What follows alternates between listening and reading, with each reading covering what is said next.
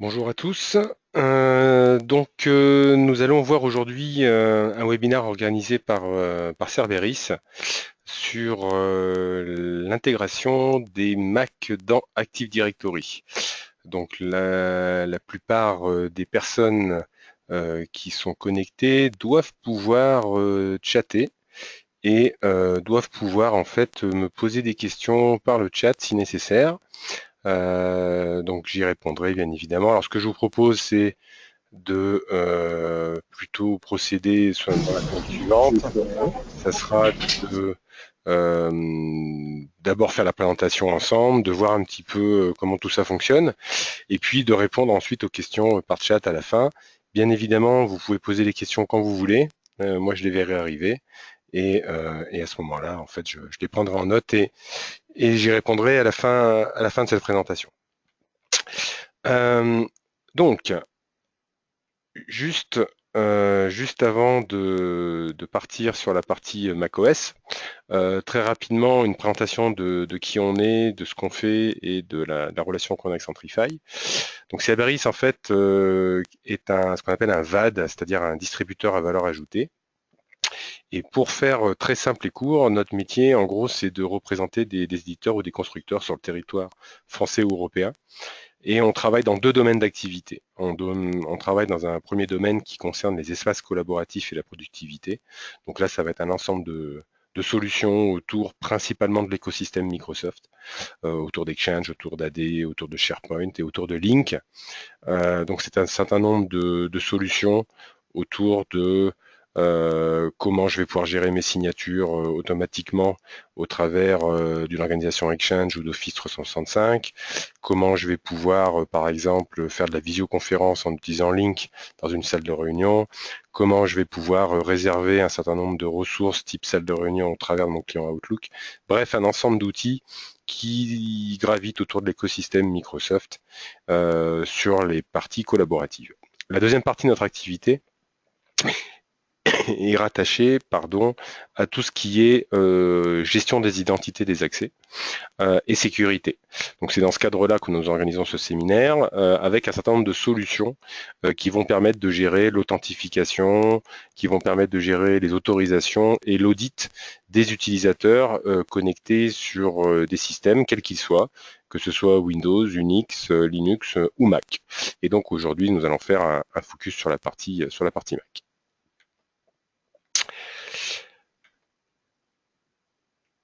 En termes d'interlocuteurs, donc moi je suis Sylvain Cortès, vous voyez ma photo en haut à gauche, vous pouvez avoir d'autres interlocuteurs dans la société en fonction de ce que vous voulez, désirez et des questions que vous avez.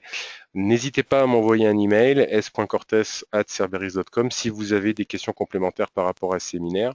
Je serai bien évidemment très heureux d'y répondre. Donc on va parler d'une solution qui est faite par un éditeur qui s'appelle Centrify, qui est un éditeur américain qui est basé en Californie et qui édite un certain nombre de solutions autour d'Active Directory et autour de la fédération d'identité pour justement permettre d'intégrer un certain nombre de systèmes dans Active Directory pour bénéficier d'un certain nombre de services et de sécurisation de ces différents systèmes. Centrify travaille avec des types d'entreprises très différents. Il n'y a pas vraiment d'approche verticale. On travaille avec des très grosses structures, des moyennes, des petites. Sur la partie macOS, il y a la particularité en fait d'avoir une couverture qui est assez large, puisque au niveau de la solution, on va pouvoir gérer ça dans des très très grosses entreprises qui utilisent massivement les Mac, ou au contraire dans des sociétés qui ont que quelques Mac à gérer et qui ont nécessité en fait d'intégrer ces macOS au niveau de l'annuaire Active Directory pour bénéficier d'un certain nombre de fonctionnalités qu'on va détailler ensemble. Globalement, ce qu'il faut comprendre dans les solutions Centrify, c'est qu'elles vont couvrir tout l'écosystème que vous pouvez avoir dans votre entreprise. Donc encore une fois, on va parler de la partie Mac, mais globalement, les solutions sont disponibles pour intégrer dans l'AD quelques systèmes que ce soit, tant sur la partie Unix, Linux ou Mac. Et ça va permettre également d'intégrer dans Active Directory des systèmes mobiles type par exemple Android ou iOS. L'idée derrière tout ça étant d'unifier les identités, soit au travers de l'annuaire Active Directory local, soit en utilisant en fait un service cloud qui tourne sous Azure et qui va permettre en fait de gérer des identités qui vont permettre aux utilisateurs d'utiliser l'ensemble de ces périphériques. Bien évidemment, il peut y avoir un lien entre l'authentification qui est faite sur le service cloud et l'authentification locale qui est faite sur Active Directory. Alors, pourquoi on intégrerait des Mac ou d'autres types de systèmes dans Active Directory? Il y a plusieurs raisons. Les deux raisons principales en ce qui concerne la partie Mac, c'est la sécurité conformité et la productivité des utilisateurs. Effectivement, le fait de vraiment intégrer les Mac dans Active Directory va apporter un certain nombre de possibilités que ne propose pas le plugin le basique qui est fourni avec macOS. Pour faire très simple d'un point de vue technique, le plugin qui est fourni avec macOS fonctionne sur une technologie Samba afin d'intégrer Mac dans Active Directory. Et ça a un certain nombre de limitations en termes d'authentification, d'autorisation et de gestion de ces Macs. Puisqu'on va le voir, on va pouvoir également, avec Centrify, appliquer des GPO sur les Macs. Donc là, contrairement au plugin Active Directory fourni avec macOS, on va parler d'une véritable intégration AD, au sens où on va pouvoir utiliser Kerberos comme protocole natif d'authentification, et on va pouvoir profiter d'un certain nombre de fonctions qui sont présentes sur des machines Windows pour les appliquer en fait sur des machines Mac. L'autre partie qui intéresse généralement les clients, c'est la productivité des utilisateurs au sens où globalement, une fois que les Macs sont véritablement intégrés dans AD, ils vont fonctionner comme une machine Windows vis-à-vis de l'écosystème AD utilisateur groupe. C'est-à-dire qu'en fait, on va pouvoir utiliser la politique de mot de passe qui est prévue pour les machines Windows sur l'ensemble des machines, les machines Mac incluses. On va pouvoir donc définir une politique de mot de passe particulière pour les Mac si on le désire. On va pouvoir également faire en sorte que tous les utilisateurs puissent utiliser un compte, se connecter sur le Mac de façon transparente, et on va pouvoir utiliser en fait un ensemble de services fournis par Active Directory pour les machines Windows sur la partie Mac. On a parlé des GPO, mais on pourrait parler également de la possibilité de requêter dans le DNS pour avoir la visibilité des domaines contrôleurs les plus proches de soi. Ça va également porter au niveau de macOS la possibilité de gérer les comptes et les groupes locaux macOS depuis Active Directory. Donc ça va permettre en fait d'une intégration complètement transparente de l'utilisateur, et ça va aller jusqu'à l'authentification via un cache credential, c'est-à-dire que si l'utilisateur s'est déjà connecté sur son Mac au moins une fois avec son compte AD et qu'il se déconnecte du réseau, il va pouvoir utiliser un cache credential comme il le fait pour sa machine Windows pour s'authentifier sur sa machine Mac, même s'il est déconnecté du réseau. Alors, des références d'utilisateurs, bon, il y en a beaucoup, il y a quelques noms ici. Si vous avez besoin de dialoguer un jour avec un client qui utilise la techno, n'hésitez pas à nous contacter, on pourra vous mettre en relation avec des gens qui utilisent déjà la techno pour avoir un retour utilisateur. Alors, au niveau de Centrify, en fait, il y a trois solutions qui existent. Et c'est très important de comprendre de quelle solution on va parler, puisqu'il y a plusieurs possibilités pour gérer les Macs dans Active Directory. En gros, il y a on va dire trois produits, trois solutions qui existent chez Centrify. Il y a une première solution qui s'appelle la Centrify Server Suite. C'est de ça dont on va parler aujourd'hui. Et comme le nom ne l'indique pas, Centrify Server Suite permet d'intégrer dans AD des serveurs et des workstations. Donc effectivement, on va pouvoir intégrer dans AD des serveurs Unix, Linux, mais aussi des serveurs macOS, pour ceux qui en ont encore. Et on va pouvoir intégrer avec cette solution des workstations Linux ou Mac dans Active Directory. Et ça va permettre de gérer en fait complètement localement l'authentification du Mac au niveau d'Active Directory. Il y a une autre solution chez Centrify qui s'appelle Centrify Identity Service et qui va permettre en gros d'obtenir les mêmes fonctions, mais qui va étendre ces fonctions-là non seulement sur la partie macOS, mais également sur la partie iOS. C'est-à-dire qu'en gros, on va pouvoir intégrer dans AD non seulement la partie Mac, mais également la partie iOS et avoir comme point commun en l'annuaire AD, les utilisateurs AD pour vérifier qui se connecte sur les Mac, qui se connecte sur la partie iOS avec un certain nombre possibilité de gestion centralisée de ces différents éléments. On ne va pas parler de cette solution aujourd'hui, ça sera l'objet d'un autre séminaire, mais globalement, ce qu'on va voir aujourd'hui d'un point de vue fonctionnel en termes d'intégration et de gestion est également disponible au travers d'Identity Service. La différence majeure qui existe entre les deux solutions, la partie Server Suite ou la partie Identity Service, c'est le type de licence ou le type, on va dire, d'achat que vous faites. Centrify Server Suite, c'est un achat classique de licence avec de la maintenance annuelle. Centrify Identity Service, en fait, vous louez la solution et vous avez un coût mensuel qui peut varier en fonction du nombre de Mac ou du nombre de devices iOS que vous allez utiliser. Ok, donc généralement en fait ce qui se passe quand on gère les Mac, c'est une gestion locale, c'est-à-dire que la plupart des clients qu'on rencontre gèrent soit les Mac complètement localement, c'est-à-dire que les utilisateurs sont déclarés localement sur la machine, et ou alors ils utilisent effectivement de temps en temps le plugin Active Directory qui est fourni par macOS avec un certain nombre de, on va dire, de problèmes souvent rencontrés sur la partie authentification et sur la partie SSO. L'idée de Centrify, c'est de pouvoir traiter, donc, comme on disait, la partie Mac, mais aussi d'autres types de systèmes, afin de les intégrer dans Active Directory et d'avoir un annuaire centralisé qui va permettre de gérer en fait l'authentification et l'autorisation sur l'ensemble des systèmes. Alors, juste une précision, on va beaucoup parler système, c'est-à-dire OS, mais les éléments que l'on va évoquer sont également valides pour la partie application qui pourrait tourner sur ces différents OS. C'est-à-dire que si j'intègre un Mac ou un Unix dans AD et que j'ai des applications qui savent utiliser le protocole Kerberos qui tournent sur ces OS, l'ensemble des fonctions, l'ensemble des principes de base que l'on va voir ensemble sont également applicables au niveau des applications et pas simplement au niveau de l'OS. D'un point de vue technique, comment ça fonctionne? D'un point de vue technique, c'est en fait extrêmement simple sur la partie concept.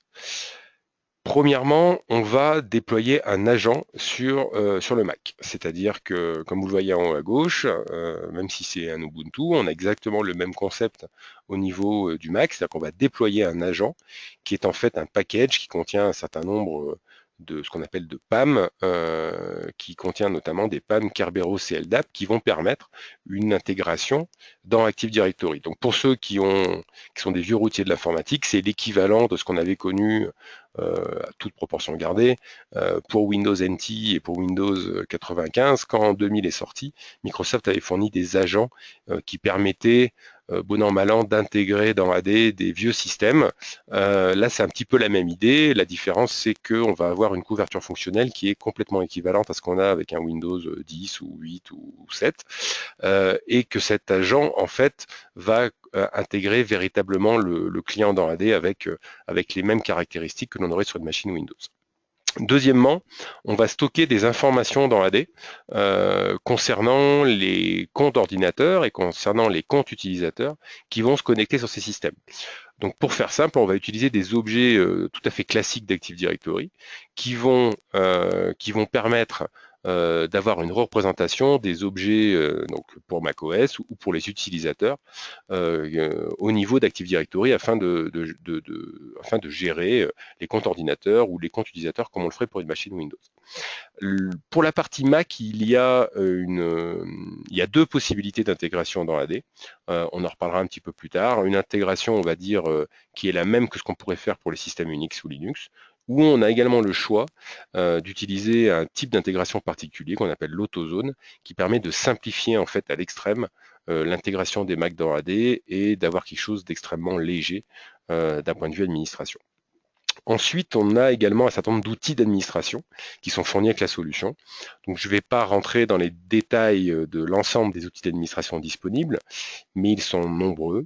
On a des outils de visualisation, on a des outils pour gérer les comptes utilisateurs, les comptes ordinateurs, on a des outils de déploiement, on a des outils de migration qui vont permettre en fait à l'administrateur de pouvoir gérer les systèmes Unix, Linux ou Mac dans Active Directory de façon transparente. Et on a deux versions de ces outils.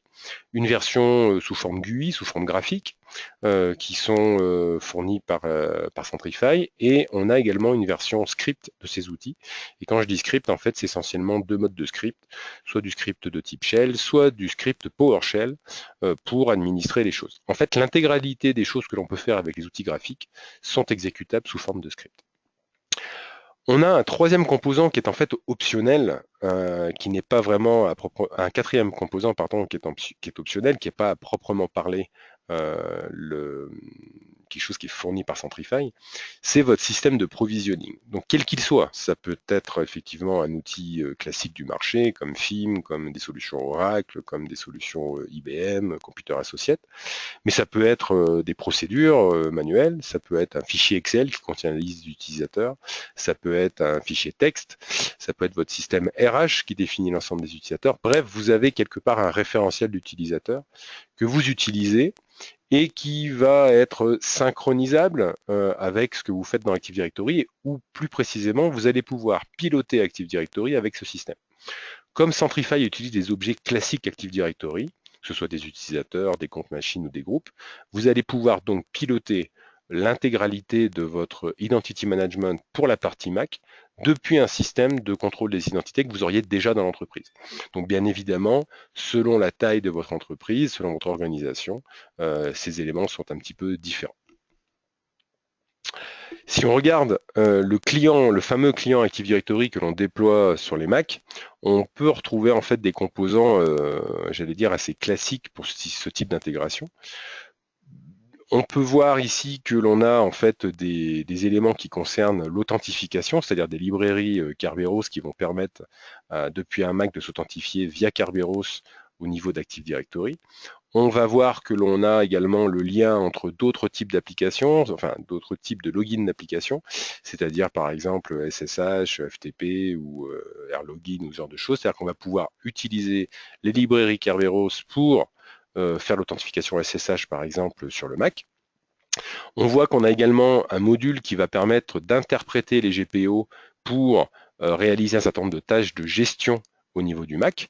C'est-à-dire qu'en gros, bien évidemment, les GPO que vous allez faire côté AD ne sont pas interprétés directement par l'OS, c'est l'agent qui va les interpréter et qui va ensuite réaliser un certain nombre de tâches de gestion au niveau de cet OS Mac.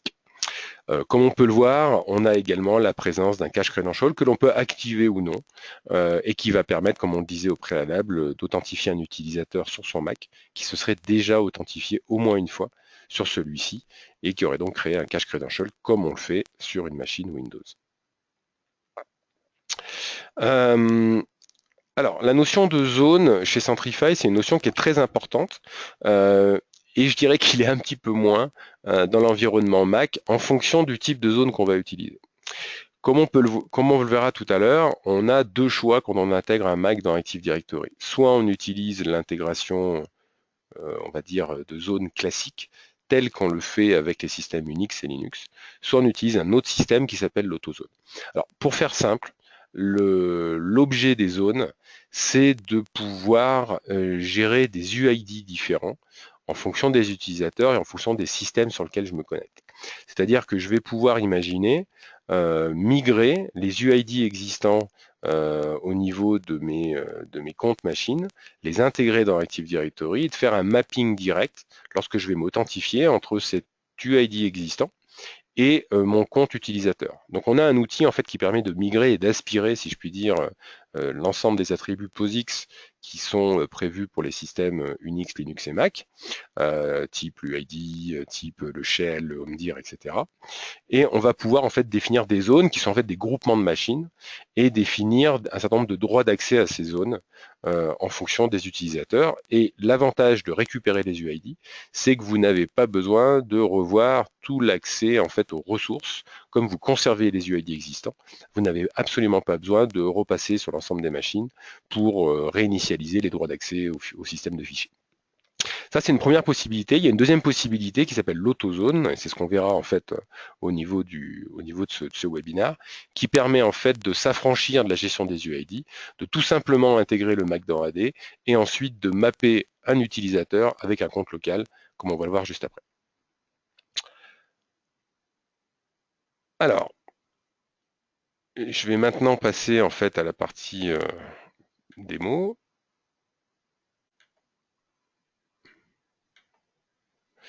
Donc, d'un point de vue démonstration, j'ai quoi ici? J'ai premièrement un domaine contrôleur qui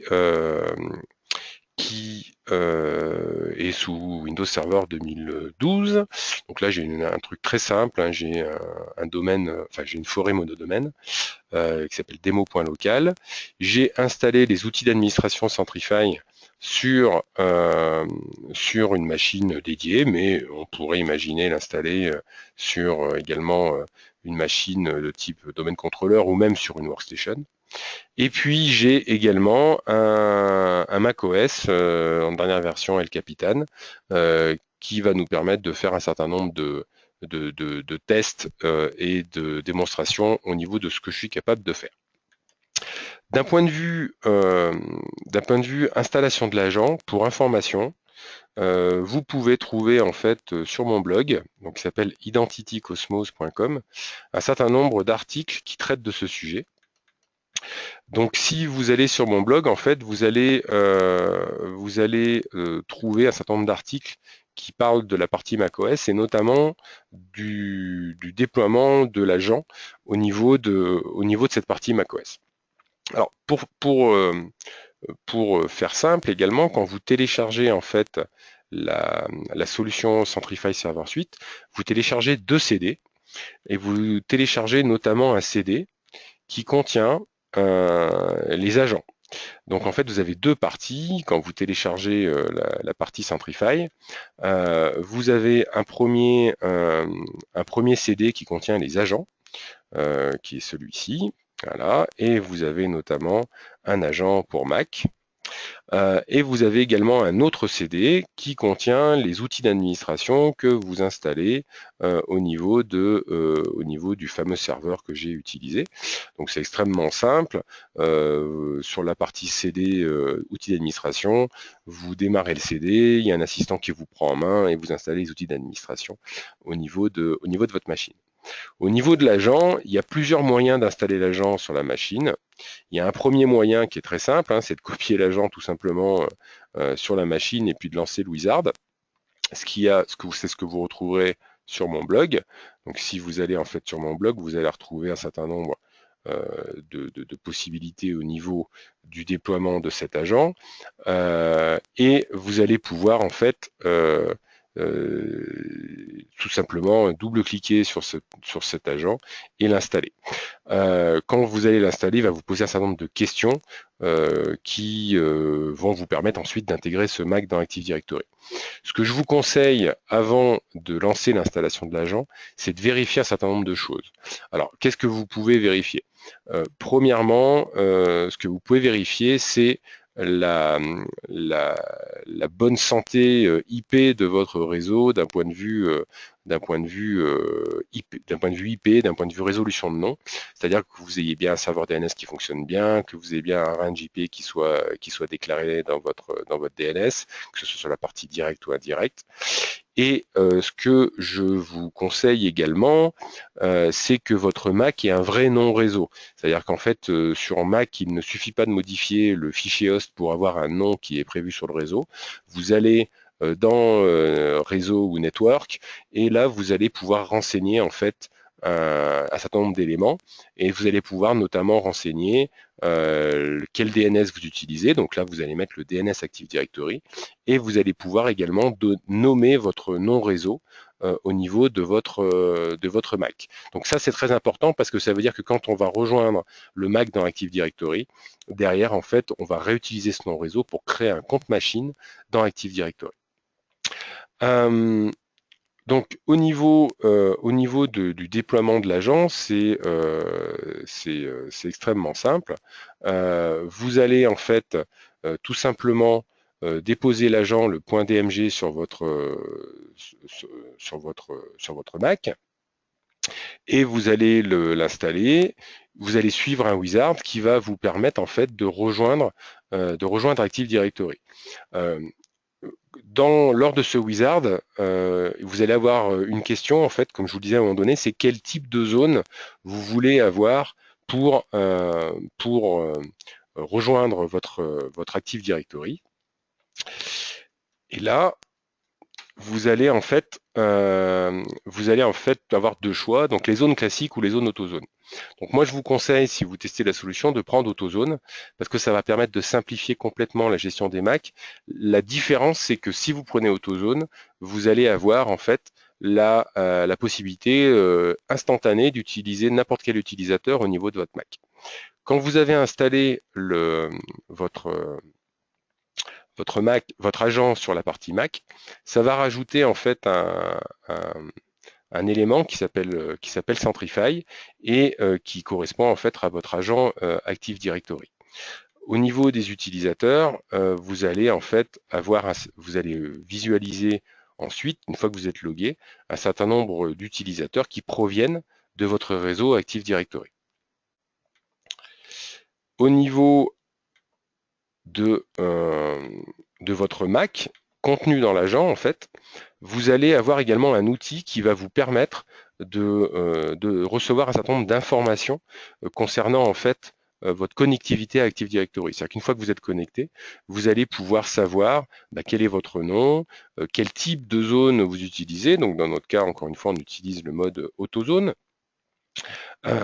Vous allez pouvoir également visualiser les GPO qui s'appliquent au niveau de la machine, que ce soit des GPO utilisateurs ou des GPO ordinateurs.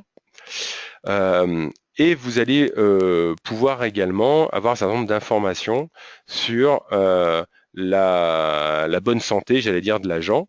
Donc là, il y a deux façons de le faire. Soit vous le faites avec les outils graphiques, soit vous utilisez en fait en mode commande un certain nombre de fonctions. Donc une des fonctions, une des commandes que vous allez pouvoir utiliser, c'est AD-info, qui va vous permettre encore une fois d'avoir des éléments sur la façon dont vous êtes connecté à votre Active Directory. De la même façon, on va pouvoir en ligne de commande faire des GP updates, c'est-à-dire des updates de la partie GPO, avec une commande qui s'appelle ADGP Update et qui est l'équivalent en fait de l'outil graphique que je vous ai monté sur la gauche. Donc en gros, c'est ce que je vous disais tout à l'heure, tout ce que vous pouvez faire en mode graphique, vous allez pouvoir le faire en mode texte. Au niveau d'Active Directory, quand vous allez donc lancer l'agent, il va vous demander un certain nombre d'informations, il va vous demander un compte de domaine pour avoir le droit de créer le compte machine dans Active Directory. Encore une fois, vous retrouvez toutes ces étapes en détail sur les 3 articles de mon blog. Vous allez, en fait, au niveau de votre domaine contrôleur, créer un compte machine qui correspond à cette machine Windows, à cette machine Mac, pardon, lapsus révélateur. Donc là, j'ai choisi de renseigner la machine. Donc par défaut, la machine, si vous ne donnez aucune spécification, elle va rejoindre l'UO Computer Active Directory, qui est le conteneur par défaut lorsque vous créez une machine. Mais vous pouvez spécifier lorsque vous rejoignez la machine dans AD, une UO ou un conteneur particulier dans lequel elle doit se trouver. Donc il y a deux possibilités, soit vous l'amenez directement là, soit vous la créez dans Computer et vous faites un glisser-déposer dans l'UO qui vous intéresse. Bien évidemment, au niveau du compte machine, on va avoir un certain nombre de particularités, puisque là on n'est pas sur une machine Windows. La différence, c'est que si je vais dans système d'exploitation, je vais voir en fait la version de l'OS et la version de l'agent qui tourne sur cette machine. Donc ça me permet de savoir simplement en vérifiant dans mon domaine AD, de savoir quel est le type d'agent qui est utilisé. Au niveau du Centrify Profile, comme je vous l'ai dit, on n'a pas choisi de faire des zones classiques, on a choisi simplement de faire de l'autozone. Donc la différence, c'est que vous n'avez pas besoin dans ce cadre-là de gérer les comptes utilisateurs. C'est-à-dire que dès que je rejoins la machine dans AD, automatiquement, l'ensemble des utilisateurs de mon réseau, si c'est ça que vous voulez, bien évidemment, vont pouvoir ouvrir une session sur le Mac. quand je lance les outils d'administration Centrify,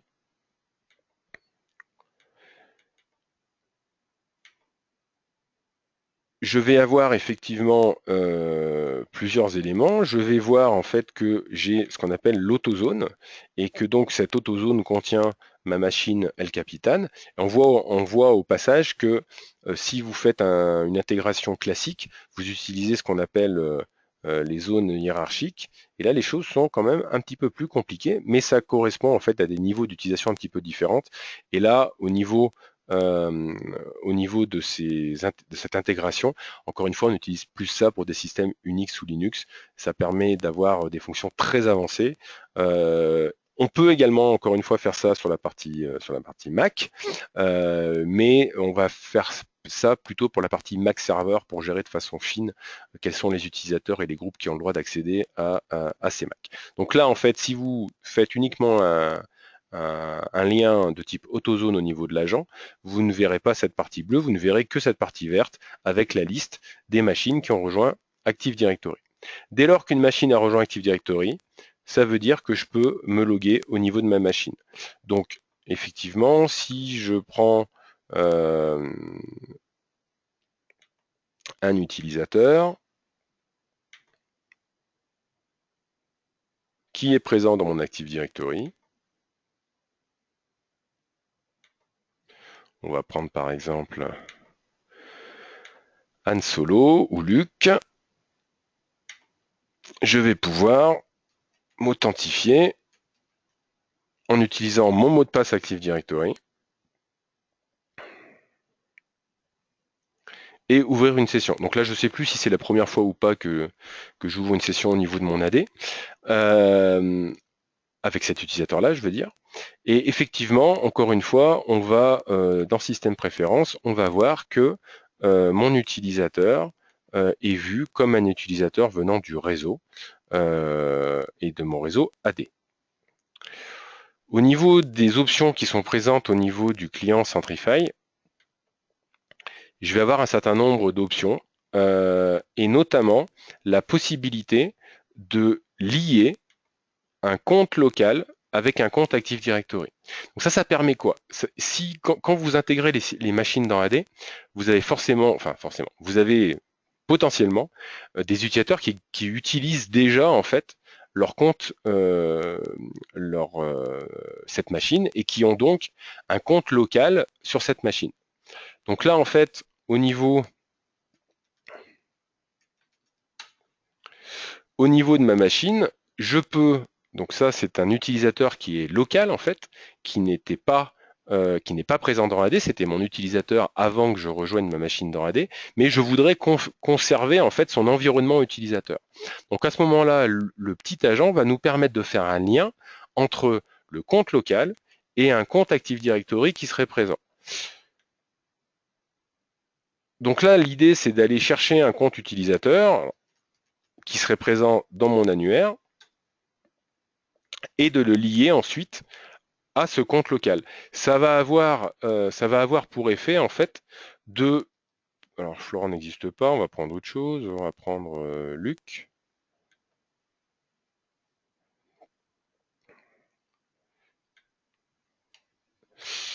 Ça va avoir pour effet en fait la possibilité d'associer un compte utilisateur de mon AD avec mon compte local. L'idée c'est de dire ok, ben, mon utilisateur il s'appelait Florent, alors non, en théorie votre côté AD il sera toujours Florent, et ça va permettre en fait, si je clique sur Reply, de remplacer en fait l'UID local par l'UID tel qu'il a été défini au niveau de mon Active Directory. Donc l'idée, encore une fois, c'est de faire les choses de façon transparente pour l'utilisateur. Alors techniquement, qu'est-ce qui se passe? Techniquement, l'outil va en fait supprimer le compte local Florent, mais va garder son home, va garder l'ensemble des composants qui sont rattachés à son profil utilisateur et va rattacher la nouvelle identité de Florent dans Active Directory à ce compte local au niveau du home. Donc en fait, à la fin, j'aurai conservé mon home directory avec l'ensemble des éléments, des raccourcis, des fonds d'écran, etc. Mais j'aurai rattaché ça avec l'identité de Florent au niveau de mon Active Directory afin de faire une migration complètement transparente.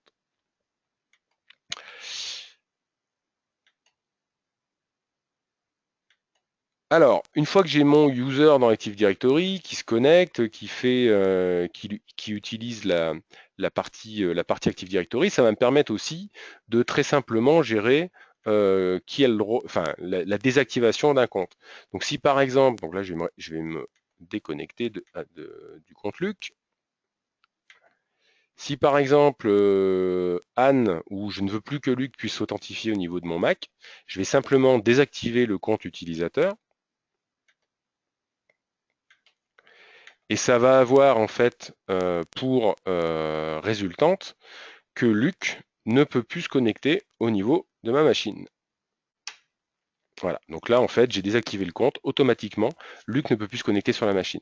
Bien évidemment ça marcherait de la même façon si le compte est bloqué, s'il a tapé 3 fois son mot de passe et qu'il s'est trompé et que j'ai mis une politique de mot de passe qui empêche de se connecter au bout de 3 erreurs, etc., etc. Et là ça va fonctionner. Ok. Donc en fait, il y a une véritable utilisation complète à la fois des comptes utilisateurs et de leur stratégie de mot de passe au niveau de la machine Mac. Je vais pouvoir également faire d'autres choses.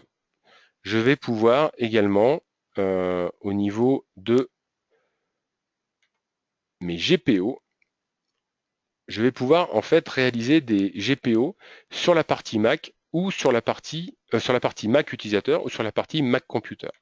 Donc par exemple, j'ai créé une GPO ici qui s'applique en fait à l'UO Workstation dans laquelle se trouve ma machine Mac.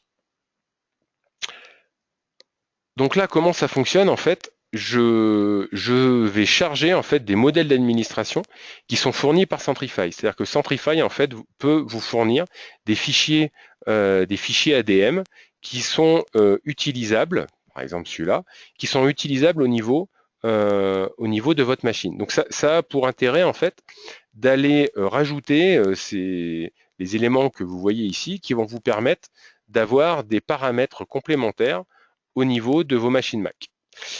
Euh, vous avez, si vous ne voulez pas en fait gérer ça en mode fichier ADM, vous pouvez installer un petit composant au niveau de votre GPMC qui va vous rajouter ce que vous voyez ici, qui s'appelle Centrify Settings, et qui va vous permettre aussi de rajouter directement les éléments au niveau de votre GPMC, mais ça va avoir pour intérêt de grouper en fait l'ensemble des éléments Mac dans une vue qui sera, on va dire, plus synthétique et plus simple à regarder. Donc, qu'est-ce que j'ai fait ici au niveau de ma GPO? J'ai paramétré un certain nombre d'éléments. Alors, juste pour vous montrer, on va regarder par exemple à compte. Voilà. Juste pour vous donner une idée de ce qu'on peut faire, et il y a plus de 300 ou 350 paramètres qu'on peut gérer directement sur la partie Mac, donc, et de façon étendue presque 1000 paramètres. Donc vous imaginez que ça va relativement loin. Donc on peut faire un certain nombre de choses. On va pouvoir par exemple paramétrer toute la partie enrôlement 802.1x de la machine si elle fait du Wi-Fi sécurisé. On va pouvoir gérer toute la partie profil mobile, on va pouvoir gérer la partie firewall, on va pouvoir paramétrer un certain nombre de choses au niveau de la partie network, on va pouvoir activer ou désactiver des services qui sont présents au niveau du Mac, et j'ai fait ici deux GPO, une première GPO en fait qui me permet de mapper le groupe local MacAdmin avec un groupe Active Directory. C'est-à-dire qu'en fait, j'active la GPO, donc toutes les GPO sont expliquées, hein, comme on a classiquement, j'allais dire, sur des GPO Windows. Et ensuite, là, ce que j'ai fait, c'est que j'ai activé en fait le Map Zone Group to Local Admin Group. Donc, j'ai rattaché en fait pour cette machine-là, puisque dans notre exemple, c'est une GPO machine, le groupe des administrateurs locaux Mac à un groupe Active Directory. Ça a quelle conséquence? La conséquence est la suivante. Il suffira ensuite que j'aille au niveau du groupe que j'ai rattaché, que je rajoute des utilisateurs à l'intérieur pour que automatiquement ils soient considérés comme des admins Mac au niveau de mon Mac. Donc de cette façon-là, il n'y a pas besoin de gérer localement la partie admin. Vous créez simplement un groupe AD que vous appelez admin Mac. Vous mettez les utilisateurs qui sont censés faire de l'administration sur les Mac. Vous appliquez votre GPO et automatiquement, votre technicien, quand il va se connecter sur la machine, il sera automatiquement avec des pouvoirs d'admin sur la machine. J'ai fait également dans la GPO un deuxième élément. Je lui ai demandé de m'afficher une bannière. Je lui ai demandé de m'afficher la Windows Display Login avec name et password. Donc ça veut dire que là, je ne vais pas avoir la liste des utilisateurs qui sont déjà connectés sur le Mac, pour des raisons par exemple de sécurité, c'est ce que j'ai choisi. Et je vais avoir ma bannière qui s'affiche avec Kerberos Consulting. Donc si je regarde au niveau de mon Mac, effectivement, quand je me connecte,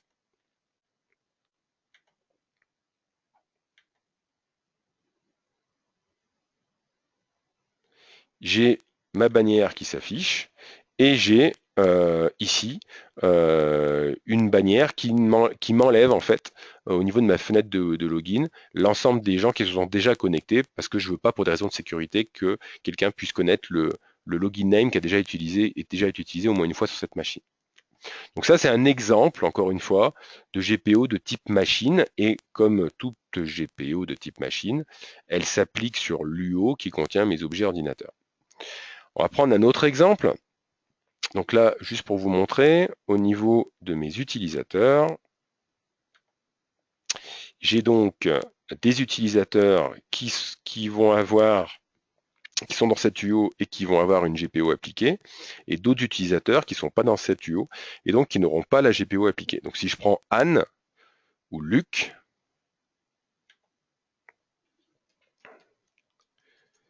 il n'a pas de GPO particulièrement appliquée au niveau de lui-même. Et par exemple, si on regarde ce que j'ai paramétré au niveau de ma GPO utilisateur, j'ai demandé à ce que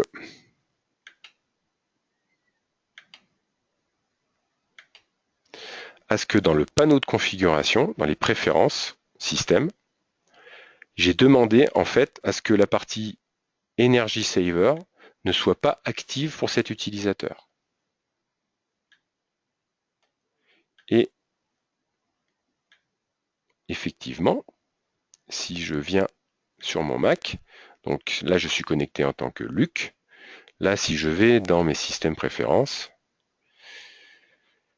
j'ai Energy Saver qui est toujours accessible.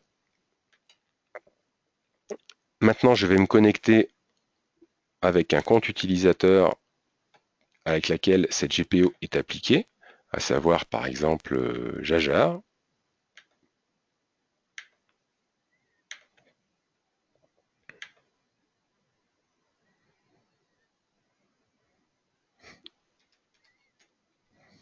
Encore faut-il que je me rappelle son mot de passe, mais c'est bon. Et ça doit être la première fois qu'il se connecte d'ailleurs. Et dans l'exemple de Jajar, en fait, Jajar fait partie du NUO utilisateur qui a une GPO qui lui empêche de voir la partie Energy Saver. Et comme vous le voyez, la partie Energy Saver, elle est grisée, je ne peux plus y accéder.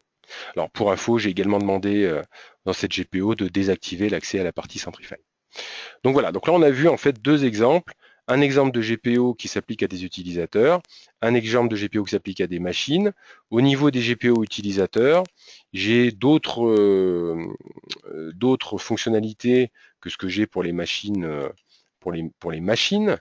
Et là, on a pareil un certain nombre de choses que l'on va pouvoir faire pour paramétrer l'environnement utilisateur. Donc tout ce qui est la partie doc, tout ce qui est la partie folder redirection, tous les paramètres de Finder, toute la partie automount pour monter automatiquement des shares sur le réseau, notamment si on veut faire du profil mobile, etc.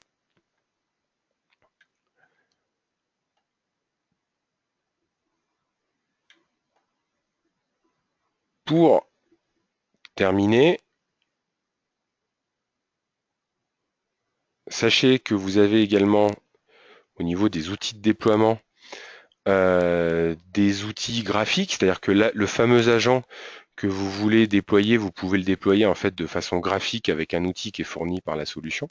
C'est-à-dire que vous n'êtes pas obligé, encore une fois, de faire un script ou de copier localement l'agent sur la machine.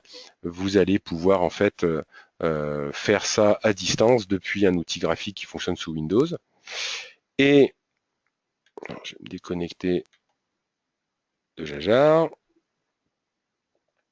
Et je vais me connecter avec mon utilisateur Dark parce que Dark est admin local de ma machine. Parce que je l'ai mis dans le bon groupe.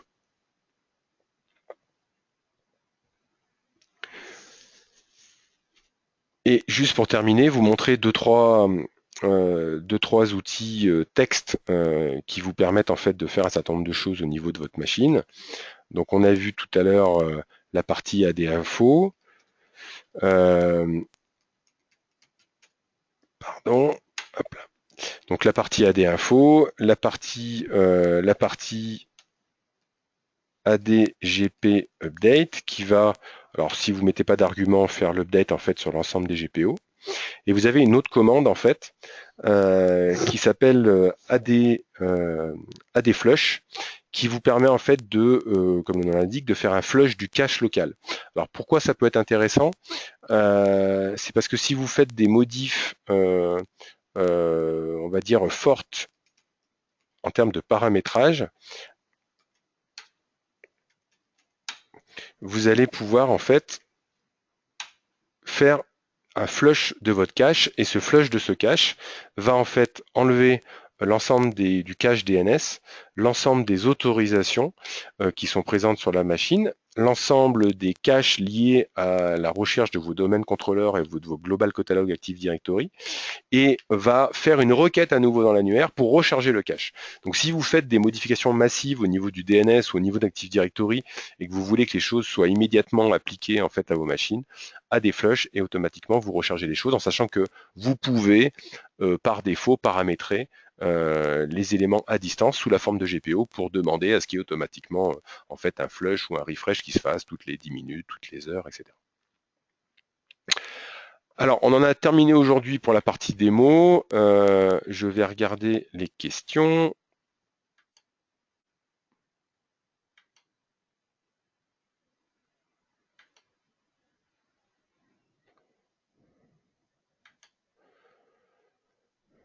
Alors, on me pose une question qui est sur quels sont les OS qui sont supportés au niveau de Mac.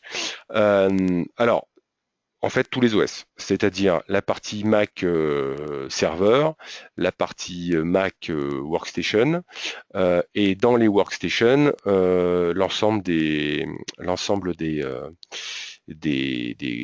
distributions Mac sont supportées. La seule chose auquel il faut faire attention, c'est que quand vous téléchargez en fait le CD qui contient les agents, par défaut, si vous regardez le nom de l'agent, donc si on prend par exemple la partie Mac sur mon CD d'agent, voilà, en fait, le chiffre qui est marqué ici, le 19, c'est la plus petite version sur laquelle vous pouvez installer l'agent. Donc là, par exemple, vous pouvez installer cet agent sur la 19, la 10.10, la 10.11. Alors vous allez me dire, mais comment je fais pour la 18 et la 17 ? En fait, il suffirait de télécharger, parce qu'en fait, quand vous êtes client, vous avez un compte support sur lequel vous pouvez télécharger les CD. Et en fait, le 17 et le 18 sera disponible, mais sur d'anciennes versions de la suite. Donc si vous téléchargez par exemple la 2005.1 ou la 2015.1 ou la 2015, vous retrouverez non pas Mac 10.9, mais 10.8 ou 10.7. Et à ce moment-là, vous pouvez installer l'agent. Alors, j'ai une autre personne qui me pose une autre question sur la partie Kerberos et savoir si ça fait du SSO. Oui, la réponse est oui. Vous avez une intégration complète dans AD et on utilise Kerberos pour l'authentification comme une machine Windows. Et effectivement, ça veut dire que derrière, vous avez du SSO. C'est-à-dire que si vous accédez à un repository de fichiers, que ce soit de l'AFS, du CIFS, du SMB, l'utilisateur n'a pas besoin de se réauthentifier. Il va automatiquement en fait présenter son ticket Kerberos comme le ferait une machine Windows pour accéder au partage et il n'a pas besoin de se réauthentifier. Ok, alors au niveau des questions, oui, ici j'en ai encore une. Comment je fais pour savoir la liste des GPO disponibles? Alors en fait, il y a un document qui est contenu sur le CD. Alors attendez, si vous me laissez quelques secondes. En fait, comme je vous le disais, il y a deux CD. Il y a un CD qui contient les agents et un CD qui contient les outils d'administration que vous allez installer. Et dans ce CD qui contient les outils d'administration, vous avez un répertoire documentation qui contient toute la documentation. Alors par contre, n'ayez pas peur, hein, c'est parce que la solution elle est disponible pour tout environnement Unix, Linux ou Mac, donc il y a beaucoup de choses. Et il y a notamment en fait un document qui s'appelle le Centrified Group Policy Guide et qui vous permet d'avoir en fait, ça on s'en moque, qui permet en fait d'avoir donc il fait quand même 176 pages et qui contient en fait l'ensemble des GPO disponibles pour l'ensemble des OS et notamment sur la partie Mac et qui vous décrit en fait toutes les possibilités que vous pouvez avoir sur cette partie-là. Donc c'est très complet et vous avez la description complète en fait de l'ensemble des GPO qui sont disponibles sur la partie Mac. J'ai encore deux questions. J'ai une très bonne question en fait. J'ai une question de quelqu'un qui me dit quand vous êtes allé au niveau ici, de système préférence. Alors là, je ne vais pas pouvoir le faire avec lui parce que je lui ai bloqué l'accès à Centrify. On va le faire avec un autre compte.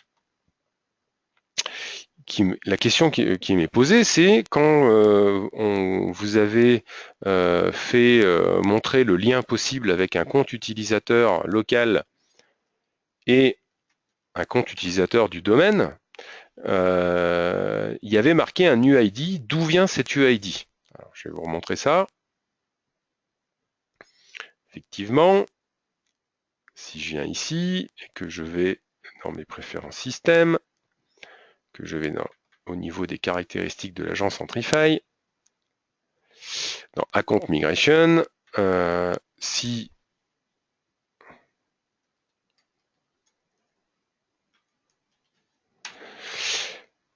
quand je fais le lien entre cet utilisateur local et un utilisateur qui serait dans Active Directory, ok, j'ai en fait ici un UID qui apparaît. D'où vient cet UID? Alors en fait, cet UID, c'est un dérivé du SID utilisateur. C'est-à-dire que quand vous créez un compte utilisateur dans AD, vous, sans le savoir, en fait, vous créez un compte qui a derrière ce qu'on appelle un SID, c'est-à-dire un numéro unique. Et pour faire très simple, ce numéro unique, c'est un dérivé du domaine et du compte utilisateur lui-même. Donc quand vous créez un compte dans AD, il a un SID. Et ici, en fait, ce qui se passe, c'est que l'agent, il va lire ce SID et il va l'interpréter sous la forme d'un UID pour la partie Mac. C'est là où il y a une différence entre si vous gérez des zones classiques ou des autozones. Dans des zones classiques, ce fameux UID, vous allez le définir au niveau d'AD, c'est-à-dire que vous allez le stocker au niveau d'AD et vous allez le voir. Quand vous faites de l'autozone, c'est l'agent qui est sur la machine Mac qui automatiquement lit ce SID et vous affiche un UID qu'il a lui-même en fait interprété. Et effectivement, cet UID n'est présent nulle part au niveau de l'Active Directory, c'est l'agent local Mac qui va en fait vous le générer. Mais comme c'est un dérivé du SID, si vous avez 3 machines Mac ou 4 machines Mac et que vous faites la même opération sur plusieurs machines Mac différentes et que votre compte est dans votre annuaire, en fait, l'UID dérivé sera toujours le même. Ce qui fait qu'en fait, l'UID que vous allez voir pour un utilisateur donné d'Active Directory, même s'il n'est pas présent et stocké au niveau d'AD, en fait, vous allez retrouver toujours le même pour un compte donné au niveau de vos différentes machines. J'ai une dernière question où on me dit, j'ai plusieurs questions et je voudrais savoir si je peux les poser par téléphone. Oui, vous pouvez les poser par téléphone. Alors pas aujourd'hui, mais le plus simple, c'est de m'envoyer un email. Donc je vous affiche mon email. Donc c'est s.cortes@cerberus.com et vous m'envoyez un email, on convient d'un rendez-vous téléphonique et vous pouvez poser toutes les questions que vous voulez. Je vérifie qu'il n'y ait pas d'autres questions.